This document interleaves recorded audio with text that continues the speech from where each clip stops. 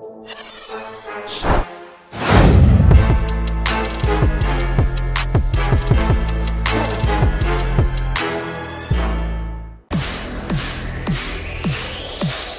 watching Oilers Nation Everyday with Tyler Yaremchuk. Your one-stop shop for all things Oilers. You just can't win playoff games with 800 goaltending, except for the fact that a team won a playoff game last night with 800 goaltending. Let's get into it with the lead.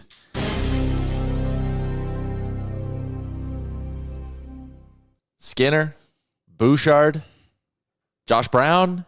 Anyone else? Am I missing anything? Welcome into today's show. Live from the Sports Closet studio, from jerseys to hats to the legendary foam finger. You'll find it all and more at the Sports Closet. We're also presented by Bet365. Whatever the moment, it's never ordinary. Download the Bet365 app. Use the code NATION. Shout out to Bet365. Liam, the Oilers are down 1-0 in the series. The plan was to go 16-0, so kind of fucked. I can't believe this. How could this happen? They were supposed to win every game convincingly.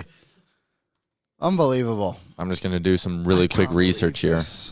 How are we going to get through this? They're getting swept. That's the only way this can be. The outcome can only be a sweep against the Oilers.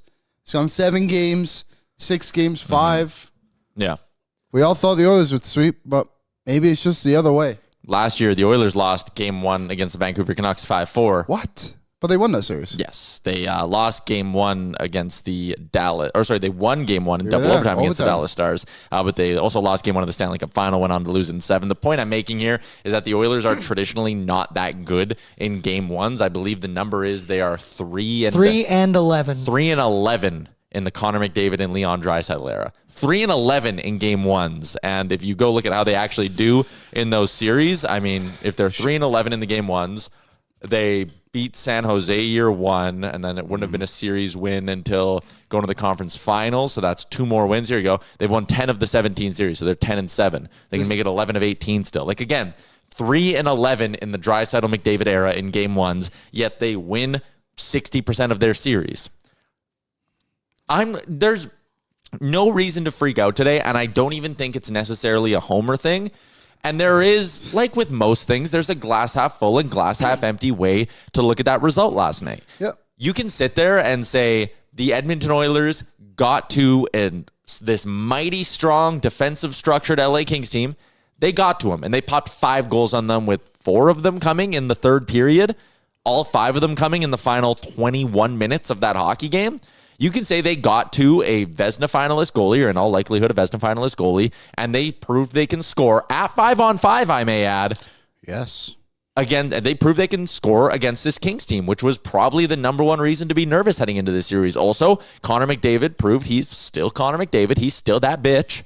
And Leon Draisaitl looked really damn good too. So that's the glass half full approach if you want to take it there. If you want to go glass half empty, I think you go, all right, can they do that again? Or was that the one game this series Darcy Kemper's going to play that poorly? Is that the one game this series they're going to let Connor McDavid go absolutely supernova? And I choose to believe that the Oilers offense can keep going. And I'm also choosing to believe that defensively they're going to cut out a lot of the shit that we saw in the first 40 minutes, because that's really what it was. I didn't even learn anything new about the Oilers yesterday. No. Everything that happened I already knew. Bouchard made a mistake. You can maybe argue you didn't get a save you needed, but you can go on either side of the fence for that. And the depth offense wasn't there. I feel like the Kings were more exposed to things that went wrong for them than what the Oilers were. The Kings are supposed to be this, and I know they won, don't get me wrong, this mighty team at home. They cannot be defeated. Like, no one can stop the Kings at home. And when the Oilers were playing terribly, it really felt like that. Yep. And then the Oilers obviously got the late goal in the second period. There was that shot of Draisaitl and McDavid being extremely pissed off on the bench. And then the whole team kind of picked it up in the third period. Yep. And they did good. Despite the officiating, I might add, in the third period, which was horrendous, to say the least. But we'll get into that. Oilers are winning this series. I have no doubt in my mind that the Oilers will come back and more confident than you were yesterday? 100%. Like, they showed that they can turn it on and push the LA Kings to the brink. And Kings obviously got a goal, which... you would have liked to have seen the game go into overtime for sure, and I think you can live it a bit more, but like it kind of was just an overtime goal anyway with how late it was in the game. The Oilers weren't able to come back from it, obviously. Like, it is what it is. I'm not worried for 1 second. I have takes on a lot of the stuff that happened, specifically at the end of the game there. And again, our guest today is going to be Zack Lang, so it's basically just going to be an hour of us breaking down this hockey game last night, as I'm sure you all want, and we'll hit a bunch of different areas here. And yes, I'll talk about Stuart Skinner, and yes, we'll talk about Evan Bouchard, but let's just go through this, I guess, in chronological order. Let's do our scoring summary, which today is brought to you by our new friends at RV Easy. Your motorhome or travel trailer isn't just for getaways, it's a moneymaker on wheels. Most RVs sit parked in the driveway. With RV Easy, you can rent out your motorhomes or travel trailer and earn over $20,000 a year. Whoa. Founded, owned, and operated by Canadians, RV Easy takes care of everything, including full insurance coverage provided for every rental. And best of all, you choose when to rent and set your own pricing. List your RV for free today at RVEasy.com. That's RVEasy.com. Rent your RV, make money easy. Simple as that. Scoring summary. Last night, like we said, dog shit start by the Edmonton Oilers. Point blank. They were not good enough and were not prepared early in that hockey game. But again, that doesn't really tell us anything all that new. We can probably skip the Kuzmenko goal. I didn't like Josh Brown on it. But again, power play kill, power play goal. Yeah. Whatever. Quentin Byfield's goal. This one had a lot of people fired up for honestly a handful of reasons here. Number one, everyone's mad at Stuart Skinner. Absolutely. Second of all, Oilers got to tighten their shit up in the final minute of a period. Like, you need to just be doing everything you can to not give up a goal at that time, because that felt like, at least in the moment, a little bit of a backbreaker. Either win this battle here, keep it pinned to the boards. Why? Who was that? Was that Frederick? Why is Trent Frederick all the way on that side of the ice? No reason for him to be in there. And I think you see some frustration there as well. But, like, they were running around. This line I did not think was good at all. They had a really bad first period, but like if Frederick's on his guy on the far side here, none of this happens. Also, yeah, Stuart Skinner, you need to be more aware. You need to move post to post faster.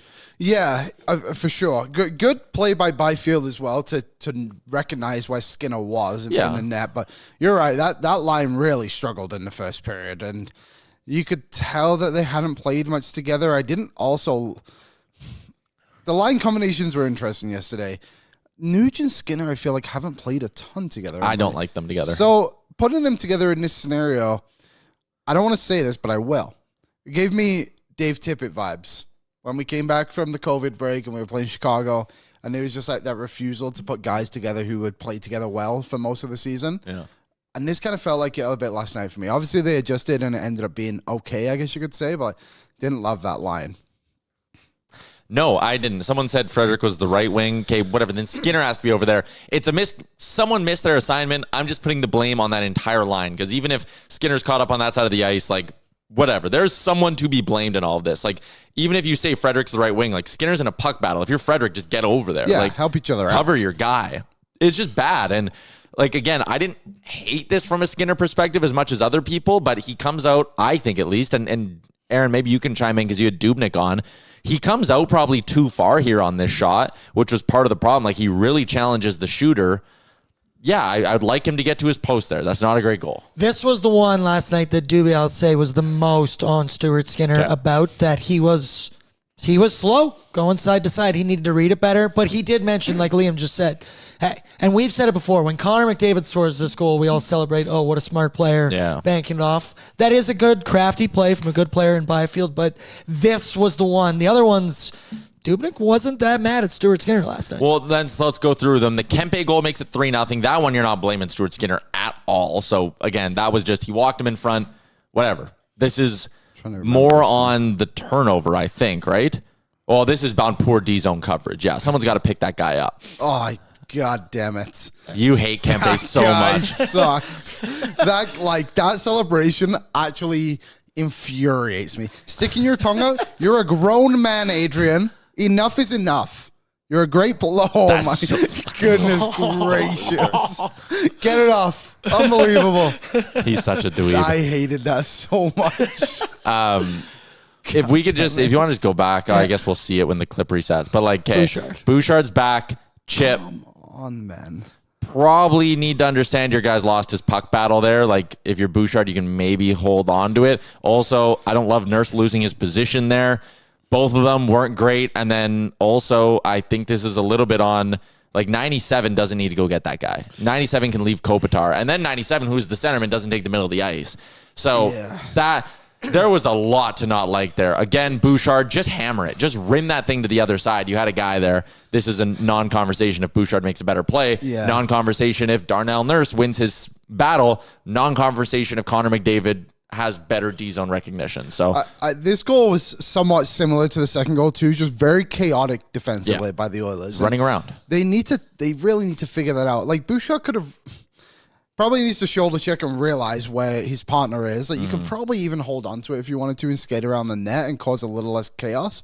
Or just rim it all the way around too. Like either one is probably better than the play you made. Like tough end of the second period there for Bouchard for sure. Yeah. Doobie had a theme last night of saying Oilers D chaotic in front of Stuart Skinner. And then obviously the next goal. Well, like watch Skinner here. Like Jeff Skinner it is. Watch him just barrel himself down below the goal line. If you are going to take that guy, you need to make the play. You need to get the puck. So I didn't love that from, again, a whole bunch of guys there. That was not a all on Bouch, all on Jeff or Stu or McDavid or Nurse. It was just like a complete team breakdown failure, much like how I kind of view that Byfield goal as well. And your goalie doesn't bail you out, which we'll talk about. Again, we're going to get into that. It's 3-0, and then Philip Danault makes it 4-0 for the LA Kings. 17:43 into the period. I'll be honest, I was at Greta last night. I had Uber fired up, ready to go the second this puck went in. I had the address typed in. This one I didn't love from Stu because I just like a big save there after you, again, have maybe given up a questionable one and haven't made a big save to this point. This is also just a turnover that can't happen. If Bouchard just pushes this along the boards, McDavid's going to go get it and skate it right up. McDavid is skating in that direction. Yeah, like there's no need for Bouchard to put this puck up the middle of the ice, and his goalie doesn't bail him out. So this one is about as point blank on two guys as I think any goal was in this game. That's Bouch and then Skinner not bailing him out. One of those guys needs to do something better. And again, if I'm not mad at Kulak, that's the right play. I'm not mad at McDavid. That's the right play. Like, get in tight, support your guy. And he had a lane, if Bouchard makes a smart play, to get it up. But, like, up the middle, that's shit they teach you in novice. Like, don't put the puck there. I think you're asking a lot from Skinner there. I mean, yeah, but these defensemen just put a puck right into the slot. There is one guy to blame, and it is number 2. I agree. You can't put that on Stu. I'm just saying I would. A save would have been good for sure. Right? Like, pivotal point that could have been like especially considering everything else that went on, the fact they scored right away after. If you're sitting there and it's only 3-1 when Draisaitl scores that goal, like, again, I would like my goalie to steal me some things, and I'll give him some credit later on as we work our way through. But like I said, I had the Uber app all fired up. Address was punched in. I was like, I am going home for the third period of this hockey game because I'm not staying in the bar and watching this. And then Leon Draisaitl finds the back of the net, and everyone in Greta gets a free shot of tequila because they're doing that this year. And yeah, I mean, this was Connor and Leon just kind of saving the day, flipping a switch, being like, hey, we're not going to put up with this. Like, little boys, who was that? Anze Kopitar, Hall of Famer, perennial Selke nominee. And he just shrugged him off with one hand. Like, it was a disgusting play by Connor McDavid. Leon Draisaitl just sitting in his office. I love the way he goes into the traffic. Just watch Leon. In, boom. 2 hard strides, pulls away from him. Like, that was man against boys stuff from the Oilers' big guns. Yeah, it's a huge goal. And also, too, like, obviously, we saw the reaction they showed on the TV of what they were, how they were on the bench, and for them to come out and then set the tone, I guess you could say, to like get that goal for the Oilers, like it had to be them two. It had to be those two, and it really did rally them. It felt like. Totally. Third period begins. Oilers are down 4-1. I was kind of walking around talking to some people. And I just kept saying, like, if you just get one in the first 5 minutes, you're live. Yeah. You're live dogs. You said that a million times to me. We were believing. Get one in the first 5. Did you believe in this guy, though? Well, exactly. And this is honestly but like, if it would have just been another McDavid Draisaitl goal, I don't know if I would have believed all that much. Yeah. But because it was a depth goal, and it's like, oh shit. So we know Connor and Leon are starting to take a step forward here, and they're starting to heat up. And now we get Matthias Janmark scoring on a goalie using his stick for the first time this season.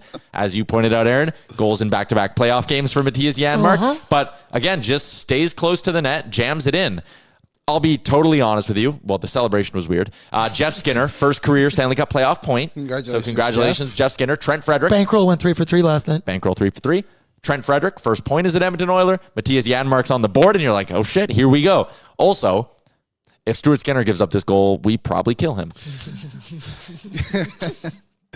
Well, you can't win with Someone said, look at the odds flashed up in the top screen. Yeah, that's crazy. That was funny. This was big. Matthias Janmark, obviously someone we've been incredibly hard on, and deservedly so. He's been bad. Yep. But this was good, and the Oilers didn't do enough of this in the first two periods. Just they were trying to get pucks to the net from the point, but they weren't getting to the net, the players themselves. Which is something we've bitched about kind of all season. Yeah, but then in the third period, obviously as we go through these goals, you'll see that trend changes a lot. They go to the net again.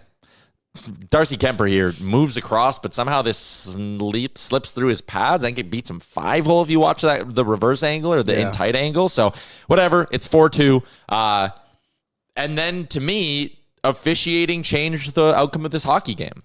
He's on our shit list right on top of harmonicas. Kyle Riemann, I think, and Dan Tenser had the tweet yesterday. Also, I kind of want to get him on the show. I feel like he'd be fun. Tenser. I feel like he'd be fun to let him loose in front of a mic again. But he had the tweet. Senior official tonight in this game was Kyle Riemann. He's so good that in nearly 20 years and 1,100 regular season games, he's done less than 50 career playoff games and has never worked a Stanley Cup final. In 20 years as an NHL ref, he has only been good enough for basically a handful of round one, couple round two games. That's crazy. That says a lot about how the league views an official if he's not getting playoff games after 20 years in the league. Makes you wonder how he has a job. Well, little bit. And that penalty on Zack Hyman was bullshit. That was one of the worst calls I can remember in recent memory. And, in the moment, I definitely get a lot more frustrated with officials than I think most people. I'm a little bit quicker to jump on stuff like that. Kulak holding the stick, didn't love in the moment, but it's like, whatever. They're setting a standard. That standard clearly wasn't followed, by the way. It just disappeared in the third. Yeah. And that's my problem. Is the Hyman illegal check to the head of Brandt Clark? He hit him on the shoulder while he had the puck, and Brandt Clark goes down like he got shot. And then he got red-faced and cried about it. Oh, my God. Is he ever just a bitch baby? Yeah, he really cries so much. Anyways, the call on Hyman is an absolute joke. And the call on Wallman was a joke, too. And I get, you can't cross-check guys up high. That happens 6 times a game. It happened 2 previous plays before. The 2 plays before, both stoppages were Wallman clearing the net when Kuzmenko was whacking at Skinner. Fine. Good. I liked it. I really like to see that. Yeah. Next play was Henrique then taking a whack at Kemper. And then whoever the 2 forwards were. Got jumped. He got jumped by 2 guys. Fine. It's hockey. It's playoff hockey. That's what we want to see. An intensity. And then to call that, to put the Oilers on a 5-on-3. Well, no, the roughing was before that. What do you mean? The roughing penalty on Wallman? The 5-on-3 was puck over glass and then No. That put them on a 20-second 5-on-3. Oh, yeah, you're right. Sorry, yeah, you're right. They had 23s. Yeah, you're right. Sorry. So to do that to them, it's just like, why are you involving yourself and then they so score. much in this game? Ridiculous call. And then the puck over glass. I can't believe that was called. I thought it was so obvious what had happened. Well, here's my problem with it, is that the linesman who is right there and can hear says deflection. And then Raymond comes over and overrules the linesman who's right there, which maybe that's proper protocol because the ref has a better line of sight. But then to call it, I get what you're saying, that if you squint hard enough and watch the replay, you can see the puck change. Move, yeah. I think it's hard to overturn. And I didn't love that challenge from Chris Knobloch. That's not conclusive. I agree. Well, and I also... don't know. I think, too, them being close to the plate. That was on the Oilers bench side. They should have been able to have a pretty good angle of it, too. I think they were going off what they had seen, I guess, more than the video, and that's probably a problem. And maybe Wallman, maybe this is a little bit on him, too. Maybe Wallman came to the bench and was like, I swear to God, I hit the glass. Well, too, you have the linesman who said it was good. Yeah. Hit the glass. And Wallman saying it's good. And then he comes to the bench. They show the first replay of what we all saw where the puck changes. You can see the glass move. And Knobloch and Wallman both looking at me yeah, no, that hit the glass. And then the review keeps going and going and going. It's yeah. I don't know how many times I've said down the show, probably every time there's something goes on like this, just put a heat sensor in the damn puck. So you can see when something is touched with a high stick, which we've seen in this series prior with Vladar not Vlado, what's his name? Velarde. This again, like it's so easy for the NHL to get around these things of like J-Pod, there isn't a better angle. And I honestly don't disagree. Like there was clearly one angle that they showed last night. Just get heat sensors in the puck and you can see what is touched. Because then if there's no touch, then fair enough. But the NHL doesn't put themselves in a position to succeed enough, especially when they have refs like whatever his name is, Kyle Riemann, who haven't done anything for 20 years. So here's I just wanted to go back to the idea of challenging it. Like it's not an indefensible thing to do. Like I get that. My problem is we totally glossed over this. Between the Oilers giving up the goal on the 5-on-3 and then the Wallman delay a game, which then became a 5-on-3 with the unsuccessful challenge, the Oilers made it 5-3. Yeah. Corey Perry scores. McDavid Bouchard with the assist. The McDavid Perry Draisaitl line. I know they basically only get ozone starts, and I also know score effects are a thing, but they outshot them 5-1 when they were, or outchanced them 5-1 when they were on the ice together. Also, just to be totally transparent with the officiating, this is a missed call on Corey Perry. Watch Perry. Loop, comes to the net, buries his man with a cross check. Edmonton's maybe going down a little bit to block the pass, but like Perry buries him, then immediately scores. So officials give, officials take away. The power plays were 5-2 for the LA Kings, so I'm not going to sit here and say that the officials helped the Edmonton Oilers at all in this game, but like there are some moments where there's a bit of give and take. I just felt like there was way more in favor of the Kings in this hockey game. But the game's 5-3. You're not even halfway through.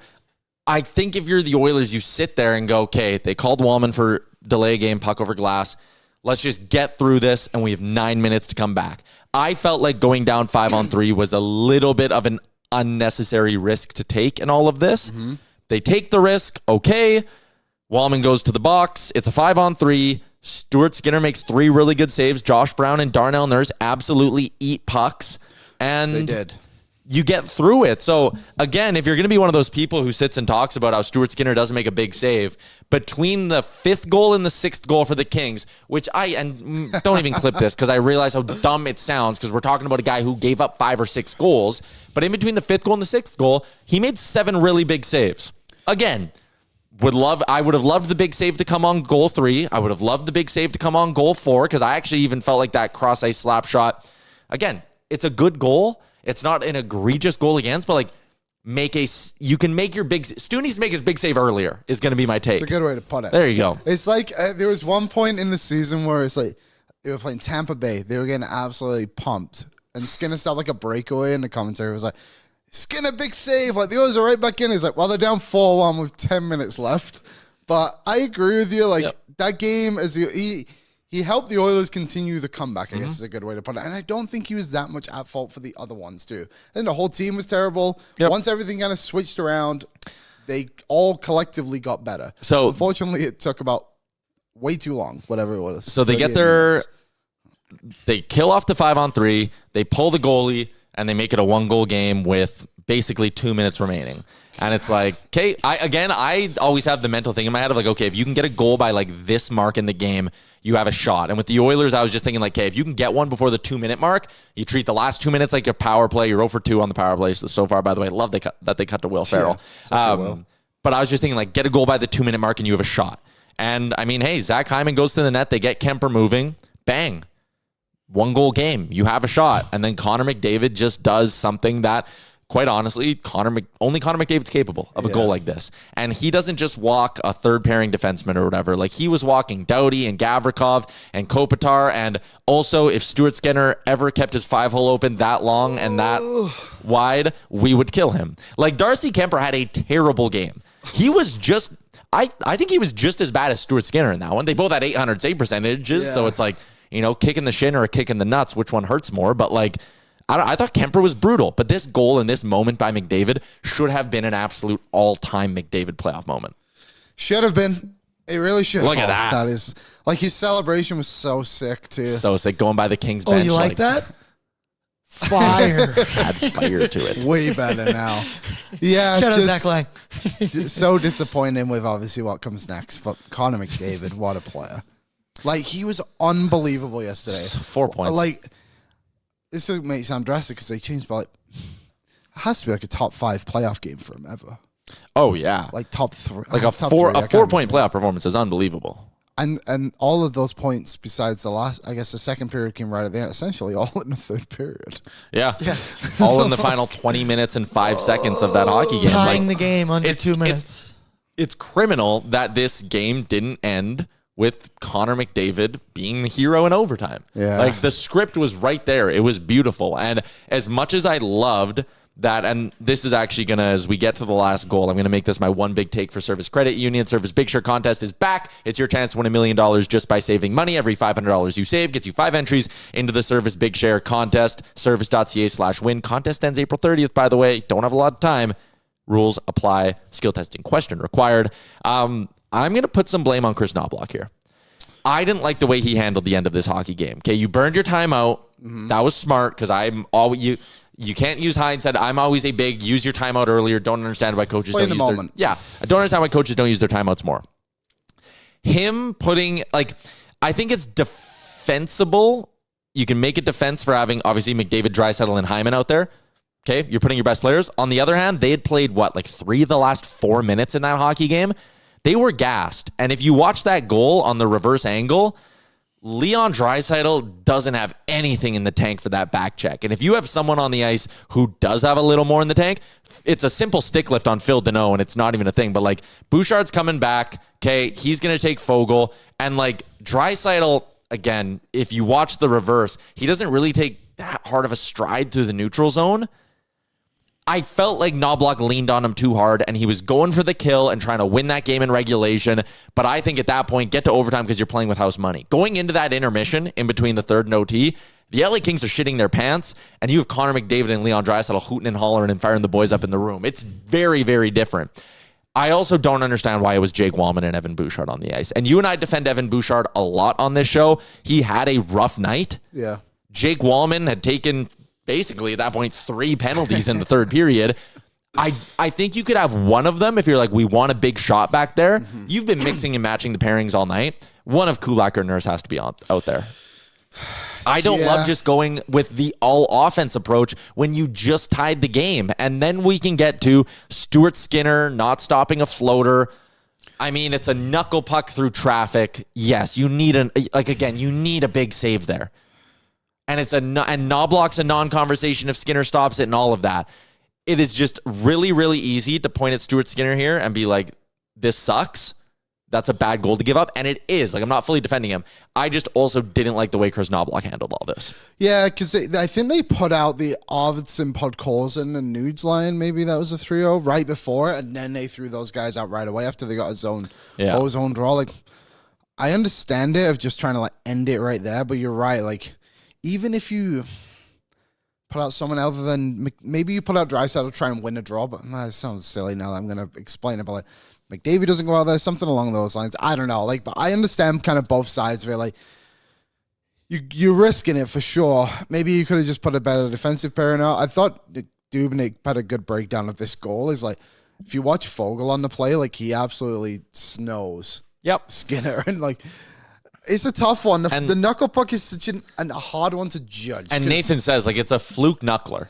Yeah, and it is a fluke goal, but I just feel there is a little bit of you make your own breaks and you make your own luck. And I don't think Chris Knobloch put his team in a position to succeed there. I didn't like that decision, and I really didn't like the Wallman-Bouchard pair there. I just felt again, and I know they both defend the rush pretty well, I think. And maybe we can talk to Zach about that because he's going to join us in 60 seconds here. Mm-hmm. But I just, again, I feel you need to have one of Nurse or Kulak on the ice in that moment. Maybe Emerson Brown. Oh, God. Well, the outcome couldn't have gotten worse. Hey, maybe if you have Emerson Brown, they give up the goal quicker, more time to tie it up. I will say, Josh Brown was obviously not good yesterday, but you mentioned it. On that 5-on-3 where him and Nurse were just eating pucks. Credit to him for that. That was what he was basically there to ask to do, was just stand there and block shots. My buddy texted me, he's like, why is he playing on the penalty kill? He's like, man, if he takes one off the wrist, who it's gives all good. A shit? Yeah, so either him or Bouchard on the PK because Wallman's in the box. I do not like Josh Brown. I want to be very, very clear about that. Do not view him as an NHL caliber player. I saw people shitting on him yesterday.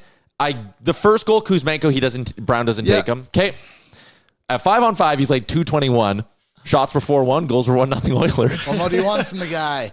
And then on the PK, yeah, I mean, he was on 3-year deal, baby. Yeah, bring him back. He was on the ice for one, the Kuzmenko goal against it, 5-on-4. Then I think he was out there for the 5-on-3 as well. Yeah. So Is what it is. again, I don't think Josh Brown. Brown's the reason. No. If I'm ranking reasons they lost the game, I don't think Josh Brown was I'm up not there. even thinking about him. They basically played 5 defensemen. Yeah, whatever. We knew what we were getting. Woo. What happened? A GM's been fired in the NHL. You want to take a guess? Yep. Yeah, I feel like you're going to nail it. Lou Lamoriello. Ding, ding, ding, ding, Eh. ding. Good call. Yeah, that's Lou probably Lamoriello not back as New York Islanders GM. You know what? That should have probably happened. Yeah, operating partner John Collins will lead the search to find the next general manager. So, happy trails, sweet Lou. Maybe they saw Jim Rutherford's comments and were like, you know what? We're running a bit of a risk here with these 70-year-olds in the front offices. They are liable to say Yeah. anything. Yeah. Okay, well, we may even talk about that with Zach. Let's get out. Oh, okay. I also want to throw a Sherwood Ford Giant poll in the chat because we're going to talk about the results. Who do you start game 2? Pickett or Skinner? We'll get into that conversation with Zach as well. Shout out to our friends at Sherwood Ford, the Giant. Hockey fans helping hockey fans with Nation Valet Service. Oh, yeah, we got to get ready for Zach here. Right in the heart of Sherwood Park. Also, got to give some love to our friends at Sherwood Power Sports and Marine as well. Just down the road from Sherwood Park. The weather is beautiful. It is time to get set for everything you want to do outdoors, from ATVs, side-by-sides. Sherwood Power Sports and Marine can do it all. Once again, Sherwood Ford, the Giant, Sherwood Power Sports and Marine. Hockey fans helping hockey fans. Also, the Star Mechanical Guest Line, Edmonton's #1 plumbing and heating company. You can find out more by visiting them online at starmechanical.ca, one of Edmonton's largest locally owned and operated companies. Also, you got a little shot there of Reese setting up the new mic. Residential, commercial, 24/7 emergency service. They do it all, and they do it well at Star Mechanical. More ads. More ads. More ads. We only have 17 more to do today. There you go. Zack Lang joins us. Zach, you obviously had eyes on that hockey game yesterday. Where should we start? You were listening to my kind of criticism of Chris Knobloch there. Fair or unfair? Yeah, I think it's fair. I mean, I think there was some concerning things that happened throughout the course of the game. I mean, I didn't think they got off to a good start in terms of playing Josh Brown. I mean, granted, it's only a couple of minutes of ice time out there, but, you look at a guy like Cam Dineen as somebody who, set the Bakersfield Condors a record for points by a defenseman. Really? This season. I think he had like 42 points. Shows you how few high-scoring defensemen have come through the Oilers system over the last several years. But I thought he looked good down the stretch, too, in the regular season. So I was a little bit surprised by that. And, yeah, I mean, I think there were some things throughout the game that were a little bit concerning. But, it's game 1, right? I think that's kind of the beauty of this. I was looking at it last night. The Oilers are now 3-11 in the McDavid-Draisaitl era in game 1s. But the good news is they're 7-3 in game 2s after dropping game 1. So I'm just saying. It's a big Got to point, move by the Alex way. Plant out of the way. There you go. Yeah, I mean, listen, the goal is a split. And if you win Wednesday, then the first 2 games of this series are... It's a win for you. So, I don't know. I'm not all that concerned about it. What do you make? And I started the show by kind of doing like a glass half full, glass half empty thing of like, okay, on one hand, they got to Kemper and they showed they can beat and score on the LA Kings. And they did it with 5 different goal scorers as well. McDavid, Hyman, Perry, Janmark, and Leon Draisaitl. I also think they scored 5 goals with a bunch of guys not playing their best. I didn't love Arvidsson's game. I didn't really notice Nuge. Trent Frederick was slow, at least out of the gates. There were a bunch of guys who did not have their best, and they scored 5 goals. I think a Kings fan would maybe say, hey, Darcy Kemper's not popping in 800 anytime soon once again. But where do you come out on that? Do you think... Are you more or less confident in the Oilers? Do you think they can keep this sort of offense going throughout the series? Oh, I'm certainly more confident after game 1 for sure. I mean, Which is so weird, right? it's weird, right? Like it really is. I mean, you look at Kemper's numbers. He's been ridiculously good this season just in general, but at home, I think he only had like 3 losses, 5 losses all year long. Like he's been so good for them. And that for me was probably one of the most concerning things beyond the Oilers' health coming into round 1 was Darcy Kemper. Like, would the Oilers be able to find a way? And I'm not going to lie, when we're sitting there and it's 4-0 LA, I'm like, shit. Like, this is not good. Because Kemper had made some nice saves. He was keeping him in. Of course, he didn't see a whole lot of volume through the first 2 periods. Only 9 shots up until that point. The 10th one went in. Yeah, and, to see them kind of have that surge in the 3rd period, it's like, oh, yeah, here we go. Here's the playoff Oilers, where they're just cranking it up to another level. And McDavid coming out with the performance that he had was so good to see. Especially after the regular season. Like, it's the he's the only guy in the world who can have a disappointing 100-point season, but there was that little bit of like, okay, what are you going to get from him in the playoffs? And it's like, okay, if we're getting that, again, you feel better. Oh, 100%. And like he lifted the rest of the team around him. And I thought that was a real positive that we saw. So yeah, I'm feeling more optimistic about things for sure. Do you know, the interesting thing is about Cam Dineen and Josh Brown. You did it, Liam. So Josh Brown said was only given 5 minutes or whatever it was yesterday. So he wasn't able to actually like play his game of like the physicality and all that stuff. Mm-hmm. So in that same breath, like, do you not just want your forwards to get the puck? And Cam Dineen's going to do that for you, right? You know what I mean? Yeah, absolutely. Like, that's probably the way the Oilers are going to win this series. But my counterpoint on that, killing is such a big part of it, and you kind of need him for that. well, that's what I was going to say is like, I like Dineen actually as a player. And when we saw him this year, I was a little bit like, why was this guy not, like, why did you even sign John Klingberg if you had Cam Dineen in your system? Like, I understood all of that. My thing is, if you're only playing him 2 minutes at 5-on-5, you're not going to get anything from Cam Dineen, are you? Well, I mean, are you going to get more from Cam Dineen in 5 to 7 minutes than you are from Josh Brown? In 2? I mean, he treats the puck like it's a grenade, right? Like, I mean, let's be real Fair here. point. Right? Like, what is Josh Brown as a player? He's big. Yep. And he's tough. And he can block fight. shots. Poor man's Vinny D. A very poor man's Vinny D. Yeah. Actually, rich men. Yeah. And, you know, like Aaron said, like, he loves to eat pucks, and that's obviously something that you want, right? But I think against a team like LA, like, LA didn't seem overly physical last night. I didn't find that either. Right? Like, I was kind of expecting a more physical, greasy, grimy, kind of like what we saw in the last couple of regular season games. Like, that's what I thought the Kings were going to come out with. I think part of it is because they got up early, so it was like...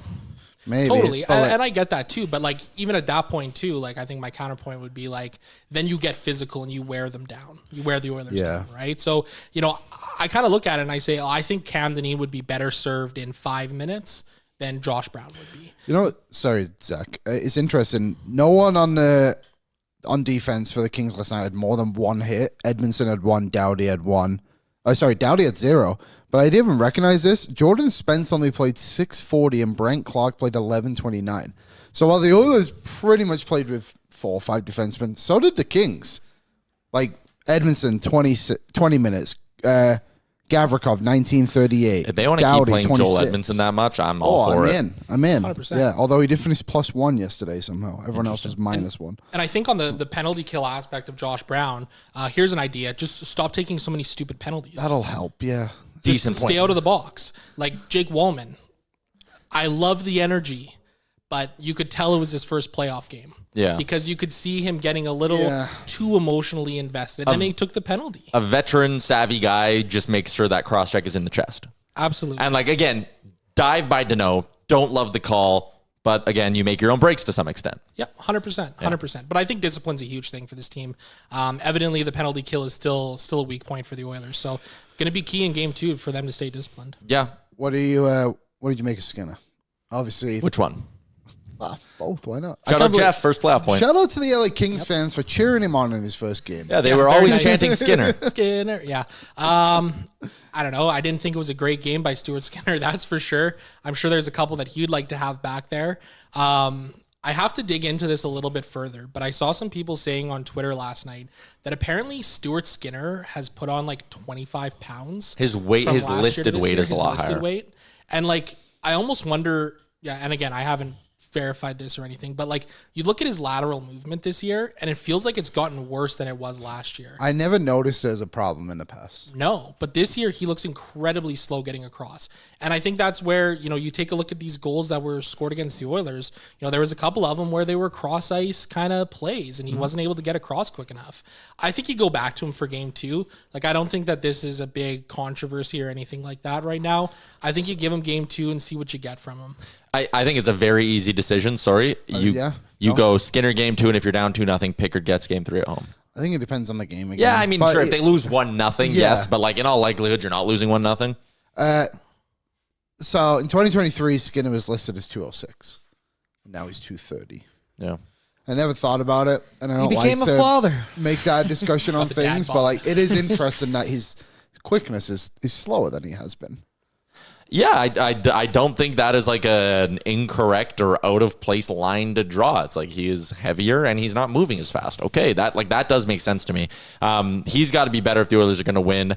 I'm curious, what would you do with the forward lines? Like, I'm looking at natural stat trick from last night. At 5-on-5, they had 1, 2, 3, 4, 5, 6, 7, 8, 9 different combinations of forwards play at least basically a minute and a half together at 5-on-5. So the only line that, I guess, 2 lines somewhat consistently stayed together. Henrique, Janmark, Perry played 527. Nuge, Skinner, Frederick, who I didn't like, still played 439. Draisaitl, Arvidsson, Podkolzin, 419.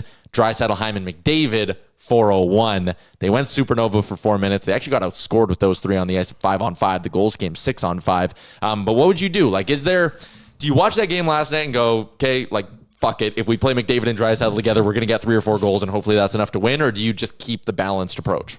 I think you go back with a balanced approach to start the game, but like it never lasts with the Oilers with McDavid and Draisaitl. So just expect that to be the case, right? Like I fully expect every game the line blender to come out very quickly, which I don't mind on the road. I think it's a curveball to throw at teams. Yeah. Teams will try and line match you, obviously, but if you can just occasionally be like, oh, here's McDavid, and who are his line mates this time?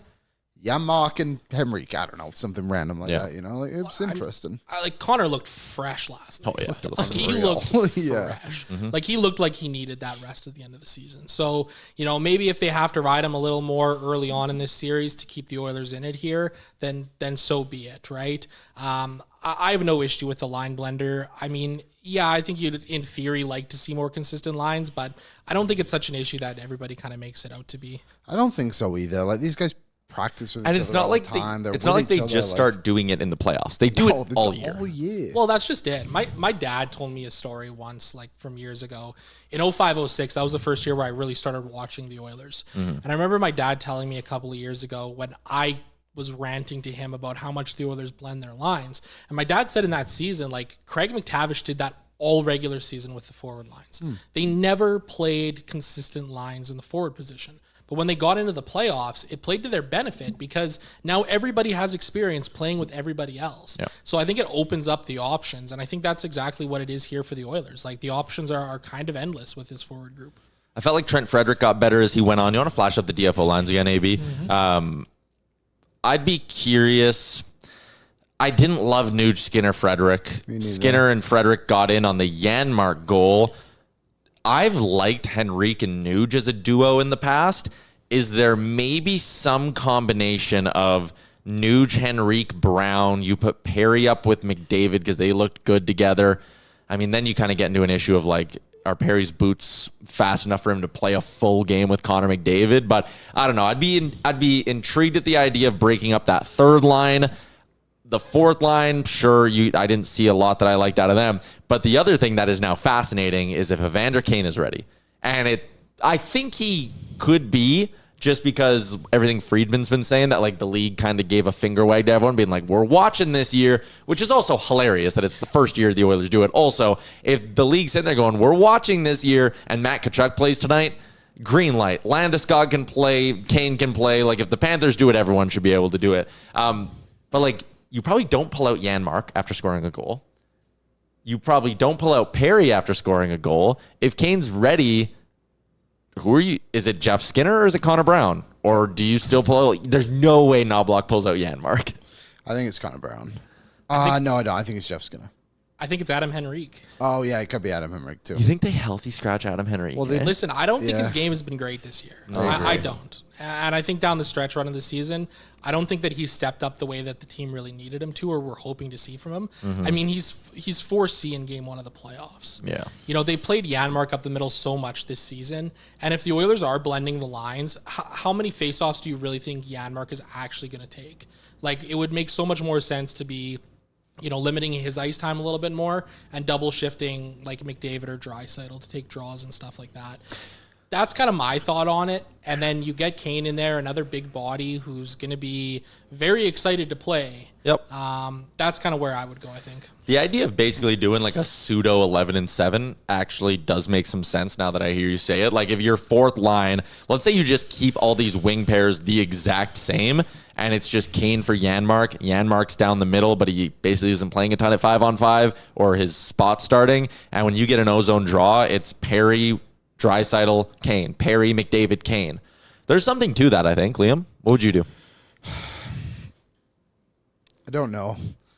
Because I just think, like, the three guys who we could pull out can all show up and perform and do something. The Henrique thing, I think you're right, Zach, in saying that, like, if you're just rotating the forwards anyway, what does it even matter? That's the one side of this I think is a positive for the Oilers, is they weren't healthy yesterday. They had guys coming back that haven't played in so long. Like Trent Frederick played less than 10 minutes. Van Kane obviously didn't play. No Ekholm. Stetcher can come in and have an impact on this series at least. What I would do, Jeff Skinner was on the ice for 3 goals against at 3 goals against that game. I do think it's just going to end up being him, because at the end of the day, you're not subbing out a penalty killer. You're just subbing out a skater essentially, and who plays on a second unit power play, which Kane can do. But we saw McDavid and Draisaitl taking some PK shifts in the game too. They did. McDavid had a short-handed attempt. Right? Like if they're gonna just load up the ice time here early on for McDavid and Draisaitl, it wouldn't surprise me at all to see them getting more PK time.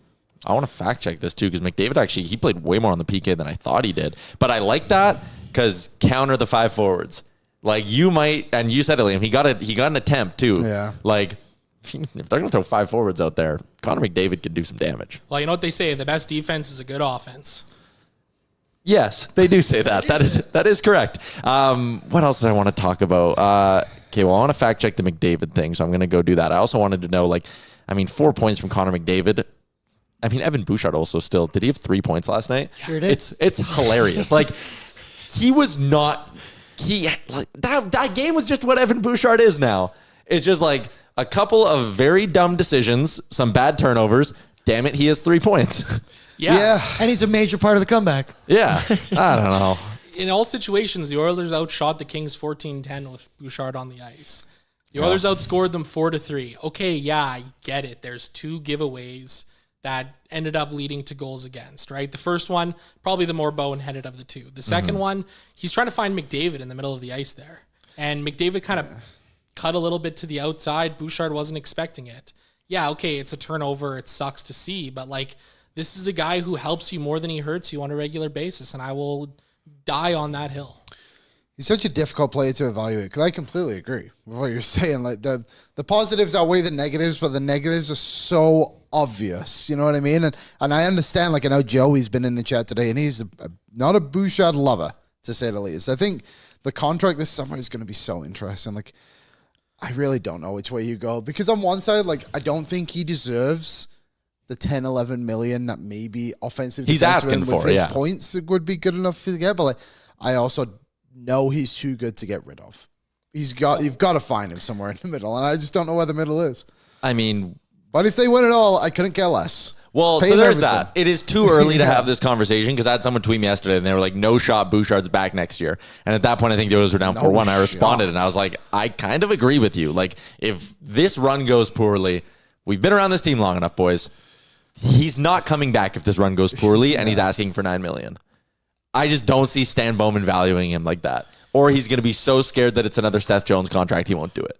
That's true. But it's not. I know it's not. And I know it would be very stupid, but that's how I see the Oilers operating.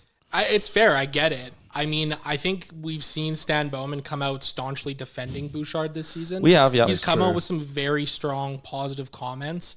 Even last night, Chris Knobloch was lobbed a question about Bouchard and the defensive mistakes that he made.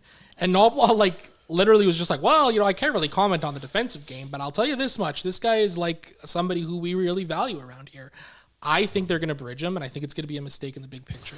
Yeah. Did he say anything else of note last night, Knobloch? I couldn't listen. I had to turn he talked about essentially being comfortable playing 5 defensemen instead of 6, which was just Josh Brown's in there, like, all right. He's the one asking the question. Blocked like 5 shots. Can you believe you're going to play this guy 5 minutes tonight, Chris? Making $3 million over the next couple of years, not bad.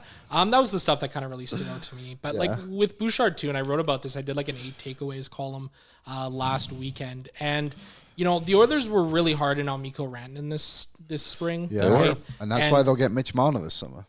And the only way that the Oilers realistically can afford to continue to big game fish hunt is by getting rid of Evander Kane, Adam Henrique's contracts, $8 million and bucks. bridging Bouchard at like $6 million a year. I mean, it is a bad idea. I just think if you were a gun to my head, say make the case for bridging Evan Bouchard, it would be next year's your last year of cheap McDavid. I know Draisaitl's extension kicks in, but that's already value. So, I mean, you're not even really all that bothered by it. The logic would be, do everything you can to make these next 2 years as good as possible. So that would be get Bouchard as cheap as possible. And if you eventually have to pay him $15 million, because that's what Cale Makar does when he signs for $17 million, then or when Quinn Hughes signs for $17 million or whatever. When one of those guys signs an astronomical deal, hopefully that by that point you have a ring or two and you go, who cares? You either let them walk because you say we've won our rings and we have someone else coming through the pipeline, or you just sign them. But again, I think that would be a bad idea. Jeff Skinner in the chat says the Bouchard contract is going to blow up this fan base in the summer. Yes. Do you know another thing? Another thing is I just read what you put as the 4th question in our prep sheet. We'll get to that in a second. That's insane. I can't even read it. Zach, do you want to answer this question? Oh, Were they actually mocking Stuart Skinner is what I'll ask you in the LA Kings room. Do we have the photo? Yeah, I'll bring it. I was just going to say, sorry, quickly, with the Bouchard thing too, if you bridge him, a positive could be someone else just steps up. When you get to the end of it, you're like, hey, Evan, you're whatever you are, 28 now, whatever it may be. Old man. Bo Akey is now our next guy. Yeah, I mean, again, I'm the odds of thinking hitting very on 2 optimistic. defensemen like that, it's tough. But that's a dream. I would love for Stuart Skinner to post a shutout in game 2 and then flip up his mask and do this to the LA Kings. Were they doing this for Phil Danault? I don't buy it. I think this is mocking Stu. I don't know. So I saw it and I did the whole like bulletin board material thing. I went and I looked and I found the photo of Philip Danault sitting beside them. I kind of just wanted to stir the pot a little bit last night, and it reached the target audience of LA Kings fans, which was absolutely hilarious to see. Awesome. I don't know if they are or not. Apparently they've done it before and stuff like that too. Like, whatever. I think it's hilarious. In my head, I'm saying that they were mocking Stuart Skinner. Joey, the photo will age like milk. If the others see this and think it is like that, then I cannot believe the LA Kings would put this out there. Like, as a team that, like, I get it. You've beaten the Oilers. I think it's the 4th time this season, right? But like, you have, like, if I was Doughty, Kopitar, those guys who have been there, done it, like, and this was out there, I'd be a bit pissed off, being like, why are you giving them fuel? We barely won that game. We blew a lead. Also, why are they taking like a team photo after winning one playoff game? They're acting like they just won this series. It's like in the full photo, like they're posing like they actually won the series. Yeah. Like it was. I thought it was kind of just a weird shot in general. Yeah, that like the healthy scratches are in there. The whole thing is just weird. I do think, Liam, to your point, it is very interesting that it's kind of all the Kings young guys. Like it's you do not see a Doughty or a Kopitar in that photo. I guess Kempe's a vet and Gavrikov's a bit of a vet. Like, what have they done? No, like Quentin Byfield is hugging someone. Congratulations, guys. You guys won game 1 by 1 goal, and you almost blew the entire game. Which you've actually done Twice? twice in these series and lost those series, by the way. Yep. So that is what it is. Good luck, LA At the very least, whether they're mocking Stuart Skinner or not, and they probably aren't, I still think it's bulletin board material. Yeah, I think you can spin Hey it that way. guys, look at how they're acting after winning game 1, and we scored 4 in the 3rd period, tied it up 5-5. Like, I think that even in of itself is still bulletin board material. Yeah, totally. All right, okay, couple quick ads before we wrap up the show. First off, Zach's also brought to you by our new friends at Litco Law. Do you think you might need a personal injury lawyer, but you're not sure and you don't know where to start? Litco Law has been helping injured Edmontonians for over 50 years. They pride themselves on being lawyers you'll love. Yeah, I know what you're thinking, but hear me out. How do they do that? They're friendly and approachable. They actually care, and you can always get a hold of them when you need them. Don't take my word for it. Go to litcolaw.com and find out for yourself. Every consult is free So what do you have to lose? Go to litcolaw.com. Our playoff coverage is also brought to you by our friends at Boston Pizza. This year, we bring it home with Boston Pizza. I had 2 slices of leftover Boston Pizza before our show today. Ooh. They were absolutely delicious. That Hawaiian, that Royal Hawaiian with the prosciutto is just... That was unreal. That is an unbelievable pie. Great work, Boston Pizza. This year, the cup drought ends. And, I mean, for Edmonton, still needs 16 more wins. Tonight in the NHL... Well, before we get into the playoff series, Lou Lamoriello out on Long Island. It's not surprising, but it's also like, oh damn, they finally did it. Like it's deserved, I guess. Like they need direction there.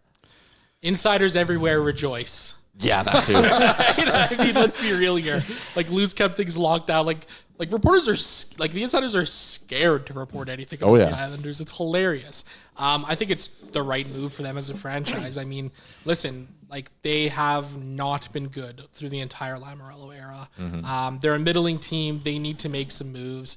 They've got some nice pieces. Like, I'll give them that much. Like, a healthy Matt Barzal is good. Noah Dobson, great young defenseman. Bo Horvat, Kyle Only Palmieri. 30, yeah. You know, some of these guys are getting older, though, and that's kind of what I think the problem is there. Like, they got to find a way to get younger. And I think there's a lot of teams that are looking at next year's draft class and saying, oh, boy, that Gavin McKenna kid, eh? I think it's going to be a really interesting offseason around the NHL to see how teams kind of prepare themselves for next season. If there is one team that is positioned to tank better than anyone else, it is the Seattle Kraken. And that's where Lou will go. That would be hilarious. But they just upped. They put Ron Francis to their Poho job. Jason Botterill's taking over. An earned promotion for Francis. If you were to look at this Seattle team and hey, Vince Dunn has 2 more years left on his deal. Trade him. Go to your forward group. Jared McCann has 2 more years on his deal. Trade him. And honestly, I would go to Joey Decord and be like, I know your extension hasn't kicked in, but we're going to stink for 3 years. Mm-hmm. Would you like to be traded as well? If you trade those 3 guys, they would maybe win 20 games next year. Oh, yeah. And I like Beniers and I like Wright, and I guess Berkeley Catton's good. Jagger Furcus is fine, but they don't have, their problem will be that they don't have a star. And again, Vegas was able to go out and flex the fact that they are Vegas and they went and got a bunch of stars because who doesn't want to live in Vegas? Seattle's not going to be able to do that. They have to home grow, develop one. Yeah, I totally agree. And I think even with Vegas, too, they benefited so much from that expansion draft where nobody knew what the hell to do. There was so many stupid panic moves that benefited Vegas, right? And Seattle didn't get that luxury, when they came into the league here. I agree with you. I think they got some really nice pieces that would be appealing to a lot of teams. Even a guy Jane Schwartz, I think a lot of teams would be interested in, right? So, yeah, I think if I'm the Kraken, that's absolutely what I'd be doing. Mm-hmm. Yeah, just what a boring team. Oh, yeah, they're just videless. That's what I mean. Gavin McKenna would save the franchise. Yeah, you would really turn things up there. And Western guy, too. I honestly kind of feel bad for Dan Bylsma. I'm not going to lie. I do, too. I think he had a great run in Coachella Valley over a couple of years there. Back-to-back appearances in the championship. I think they won one the first year, too, that he was there or something like that. Maybe I'm mistaken. But, to come up and, they really didn't have a lot. That's the thing. They didn't have a great team. And for him to be canned after 1 year, kind of feel for the guy. I really do. Mm-hmm. Tonight, Carolina going up against New Jersey. Love Carolina in that spot. Game 2, Toronto, Ottawa. Kind of like Toronto in that spot. Game 1, Florida, Tampa. Matt Tkachuk is a game time decision. Game 2, Vegas, Minnesota. Put it on while you're falling asleep. 11 p.m. Eastern puck drop. Holy moly. That's Wild. If you're a Wild fan, that puck drops at 10:20 local time. That is insane. Just start 2 games at once. Absurd. You know what I mean? That's so unfair. Well, even just the fact that the other game, Florida Tampa, starts at 8:30. So why can you not start that one at 9:00 Eastern? Florida Tampa Bay starts at 8:30 Eastern. Yeah. So an 8:50 local puck drop for that one. Again, crazy. Yeah, I don't know. The schedule but also so they do all this. Carolina, New Jersey starts at 4:00 Mountain, 6:00 Eastern today. So weird. I saw something that apparently the Canes, I guess Friedman said this on 32 Thoughts Pod, the Canes were pissed about the Easter Sunday start. Oh, really? Oh, yeah. They were big mad. And they're well, listen, you either play, Easter Sunday and then on Tuesday, or you go back-to-back Monday, Tuesday. Weird. Well, are they would you consider South Carolina Bible Belt? Is that probably why? Is it a heavy religious area? It's kind of close to it, I think. You know. Maybe on the northern fringes of it. I'm not very up on my Bible Belt knowledge these days. No, I'm not well read. The other day. R.I.P. Pope Francis. That was interesting. what Chaos Guys tweeted because Ron Francis got moved to Poho. They're like second Francis to get moved upstairs this week. God, Can't say that.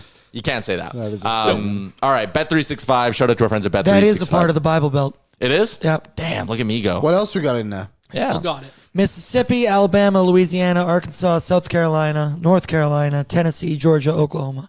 To be honest, I probably could have guessed all of those. Yeah, literally besides just- Yeah, they all sound Carolina. pretty The psycho South. Yeah, extremely, South, yeah. extremely religious, says Yeah. Evan Duke. There you go. Well, yeah, okay, that's fair. That's fair then. They also the started. NHL should recognize the game that. also started at like 1 o'clock Eastern, which again, Like right after Yeah. like what church services yeah. would be like. and I know the Canes have tried to do like a really big like tailgate culture for their game, so I understand why they're pissed. Okay, if our friends at Bet365 want to get in on the action for the Stanley Cup playoffs at Bet365, they got you.